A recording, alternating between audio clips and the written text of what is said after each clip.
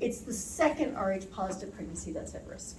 So IgG will cross the placenta and can destroy the red blood cells of the Rh positive fetus. And this causes hemolytic disease of the newborn. HDN can cause brain injury from high levels of bilirubin. High levels of bilirubin can cause something called kernicterus, and it leads to high rates of death. And that can be miscarriage or fetal demise. Okay, so this is pretty serious when somebody is sensitized. Yeah. When you say the second pregnancy, is that like a full-term pregnancy, or could that be miscarriages and abortions? All of that, yes, and that's exactly where I'm going. Each pregnancy counts.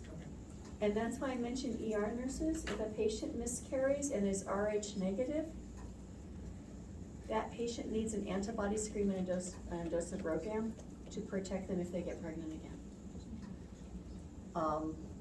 Yeah. So,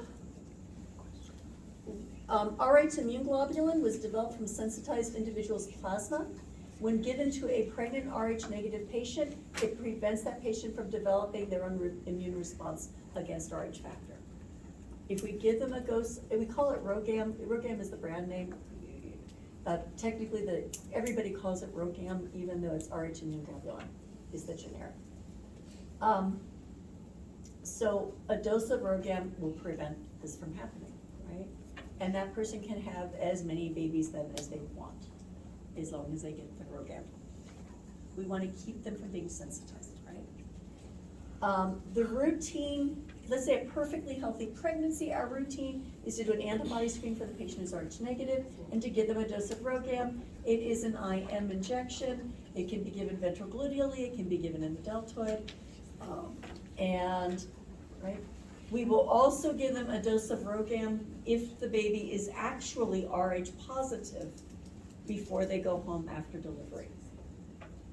The immune globulin dose lasts them for 3 months. That's why we're giving it at 28 weeks. That's also, the third trimester is also the greatest risk for sensitization. Third trimester and birth. Okay? It's times when there's the possibility of some of that Rh positive blood crossing the placenta, exposing the parent so that they develop an antibody, a response. We must consider Rh immune globulin after a miscarriage, elective termination, also any early pregnancy loss, molar pregnancies, invasive testing, like chorionic villus sampling. Anytime that parent could be potentially exposed to Rh positive blood. Yeah, Liv. So, how would a baby be Rh positive? Father, the other parent. Yeah. And it just so happens that Rh positive blood predominates. Most people, I think it's at least 2/3. I've seen the percentages, I have to double check, but the vast majority of people are Rh positive. Okay, so the moms are Rh positive, it's not a problem. And that, the Rh positive person can have an Rh negative baby just fine. Rh negative isn't a different protein, they just don't have the protein. And it's basically foreign proteins that trigger an immune response. So if you don't have the protein, it's not an issue. It's the fact, so it's about immune system function. The person who is Rh negative does not recognize Rh positive protein. So baby would be And they will okay fight. if it was negative and the mom was positive? It's fine. Yeah, because the baby doesn't have a foreign protein, right? The Rh positive patient won't make antibodies against, well, there's nothing to make antibodies against.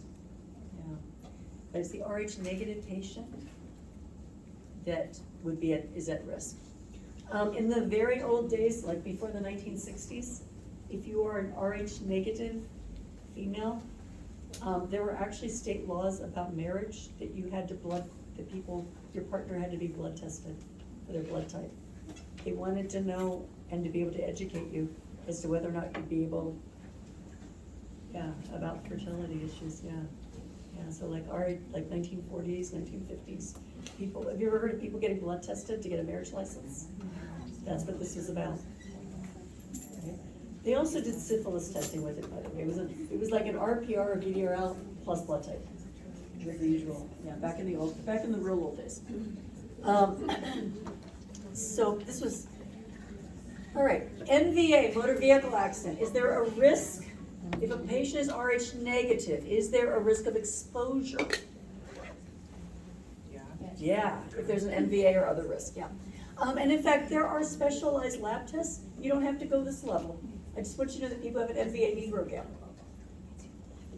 We can actually measure the amount of fetal blood in maternal circulation and know how much ROGAM to give to cover it.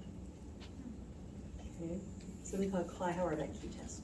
So we can actually know how much ROGAM to give if there is a motor vehicle accident. Okay.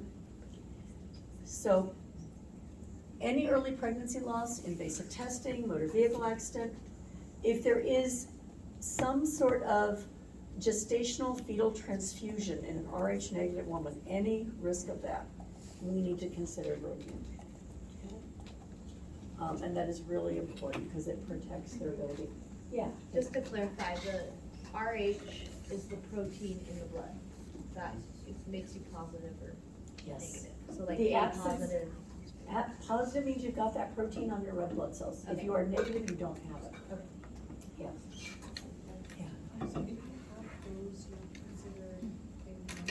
If you are RH negative and any of these things happen, then you should have a dose of ROGAM. Anytime the blood We- would combine. Pardon me? Anytime the blood may combine. Yeah, exactly. Anytime there's the possibility of some release of fetal blood into the maternal circulation, there is a chance of RH sensitization. If you're RH negative and when your baby's born, they're also RH negative, Then you don't need it. you don't need the ROGAM protection afterwards, only if they're RH positive, right? Correct. But you're still getting it at 28 weeks, no matter what, No matter what, because we don't know the baby's blood type until they're born. until they're born. And they always test, if the mother's RH negative, they always test the baby's blood type? Yes. Okay. Yep, exactly. At birth. At birth. So we will, so prior to delivery, right, during pregnancy, we don't know what the baby's blood type is. You might ask, Susie, aren't there ways to get baby's blood or something like that? Like, there is such a thing as percutaneous umbilical blood sampling. That is actually possible, but it's highly invasive and risky, and ROGAM is very safe. It won't hurt if the baby's RH negative. The antibodies will just break down and go away. It's not gonna hurt anybody.